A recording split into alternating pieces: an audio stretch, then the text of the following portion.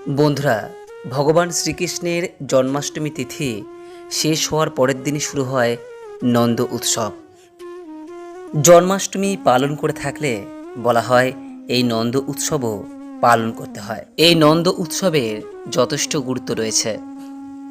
এই দিন ভগবান শ্রীকৃষ্ণের পছন্দের খাবার যেমন খেতে হয়, ঠিক তেমনি সকলের উদ্দেশ্যে বিতরণ করতে হয়। বন্ধুরা, আমরা সকলেই জানি যে নিষ্ঠুর কংসকে বধ করার উদ্দেশ্যেই মর্তে জন্ম নেন ভগবান শ্রীবিষ্ণুর অষ্টম অবতার ভগবান শ্রীকৃষ্ণ। তিনি মাতা দেবকীর সন্তান হিসেবে জন্মগ্রহণ করেন। এই দেবকী ছিলেন কংসের ভগ্নী এবং বাসুদেবের স্ত্রী। ভগবান শ্রীকৃষ্ণ জন্মগ্রহণ করেছিলেন অষ্টমী তিথির মধ্যরাত্রে। আর সেই গভীর রাত্রে শ্রীকৃষ্ণের জন্মগ্রহণ করার পর তার পিতা বাসুদেব গোকুলে পৌঁছে নন্দের আলয়ে প্রবেশ করে অচেতন মা যশোদার পাশে রেখে দেন ভগবান শ্রীকৃষ্ণকে। এর পরিবর্তে তিনি নন্দের কন্যাকে দেবকীর কাছে নিয়ে আসেন। পরের দিন সূর্যোদয়ের পর নন্দ যখন দেখেন যশোদার কোল আলো করে পুত্র সন্তান এসেছে, তখন সেই খবর তিনি সকল গোকুলবাসীকে জানিয়ে দেন। সেদিন গোকুলরাজ নন্দলাল ছোট্ট কৃষ্ণের জন্মের আনন্দে নানান সুস্বাদু খাবার বিতরণ করেছিলেন সমগ্র গোকুলবাসীদের কাছে। আর এই গোকুলেই বেড়ে ওঠেন ভগবান শ্রীকৃষ্ণ। তাই শ্রীকৃষ্ণের জন্মের পরের দিন যারা জন্মাষ্টমী পালন করে থাকেন তারা নন্দ উৎসবও পালন করেন। এই দিন যেমন কিছু কিছু খাবার খেতে হয়, ঠিক তেমনি কিছু খাবার সকলের উদ্দেশ্যে বিতরণ করতে হয়। বন্ধুরা, সবার প্রথমে যে বিষয়ের কথা বলবো তা হলো এই নন্দ উৎসবের দিন যে খাবারটি খেতে হয় এবং সকলের উদ্দেশ্যে বিতরণ করতে হয় সেটি হলো তালের বড়া। বলা হয় এই জন্মাষ্টমীর পরের দিন নন্দ উৎসবের দিন থেকেই তালের বড়ার প্রচলন হয়। আর তালের বড়া ভগবান শ্রীকৃষ্ণের অত্যন্ত পছন্দের একটি খাবার। তাই এই নন্দ উৎসবের দিন পারলে তালের বড়া অবশ্যই খান এবং সকলের উদ্দেশ্যে এটি বিতরণ করুন।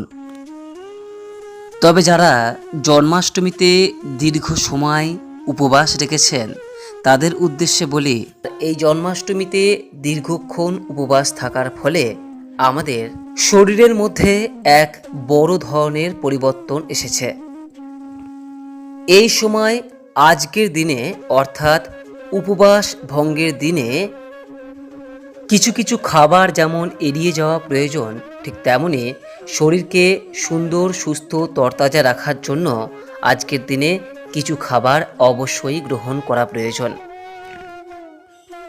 যে কোনো উপবাসের আগের দিন যেমন সহজপাচ্য খাবারের কথা বলা হয়ে থাকে এবং সেই জন্যই বলা হয়ে থাকে যে জন্মাষ্টমীর আগের দিন নিরামিষ আহার গ্রহণ করবেন, ঠিক তেমনি যে কোনো উপবাস শেষ হওয়ার দিনও এই একই বিষয় প্রযোজ্য, অর্থাৎ এই দিনও কিন্তু সহজপাচ্য আহার গ্রহণ করা প্রয়োজন। অর্থাৎ জন্মাষ্টমীর এই পরের দিন নন্দ উৎসবের দিন যদি আপনি জন্মাষ্টমীর উপবাস রেখে থাকেন তাহলে কোনোভাবেই আমিষ জাতীয় আহার গ্রহণ করা উচিত নয়। এই দিনও অতি অবশ্যই নিরামিষ আহার গ্রহণ করবেন। তবে এই নিরামিষ আহার গ্রহণও কখনোই কিন্তু অতিরিক্ত তেল এবং মশলাযুক্ত কখনোই যেন না হয়। এবং উপোস ভাঙার পর আজকের দিনে কখনোই কিন্তু কোনো অবস্থাতেই এক থালা ভর্তি আহার গ্রহণ করবেন না। এতে কিন্তু উপোস করার কোনোরূপ শারীরিক বেনিফিট পাওয়া যায় না। এবং উপোস ভাঙার পর নারকেল কোড়া, আলু চিপস, সিঙ্গারা, ভারী মিষ্টি বা বেশি ভাজা জাতীয় খাবারগুলি অবশ্যই এড়িয়ে চলুন। কারণ উপোস ভঙ্গের পর যদি আপনি এই জাতীয় খাবারগুলি গ্রহণ করেন তাহলে নিঃসন্দেহে আপনার শরীর খারাপ হবেই হবে। উপোস ভঙ্গের দিন অর্থাৎ আজকের দিনে এই নন্দ উৎসবের দিনে যে খাবারটি অবশ্যই গ্রহণ করতে হয় সেটি হলো কাঁচকলার যে কোনো এক প্রকার রান্না এবং খিচুড়ি। এই নন্দ উৎসবের দিন খিচুড়ি কিন্তু অবশ্যই রান্না করা প্রয়োজন। চাল ডাল এবং বিভিন্ন সবজি মিশিয়ে হালকা পাতলা খিচুড়ি এই দিন কিন্তু অবশ্যই খাওয়া প্রয়োজন। এবং এই খিচুড়ি শুধুমাত্র নিজের জন্য নয়, সকলের জন্য নিবেদন করা প্রয়োজন। কারণ যেহেতু এটা নন্দ উৎসব, তাই উৎসবে সকলেই যাতে আমরা সামিল হতে পারি তার জন্যই কিন্তু এই দিন খিচুড়ির আয়োজন করা হয়ে থাকে।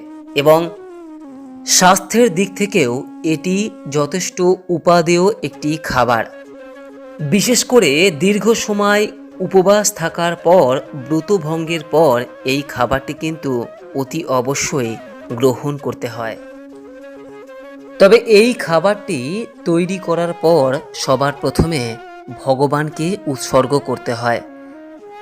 আর আপনি নিশ্চয়ই জানেন যে ভগবান শ্রীকৃষ্ণকে আপনি যে খাবারই নিবেদন করুন না কেন তাতে অবশ্যই তুলসী পাতা দিতে হয়।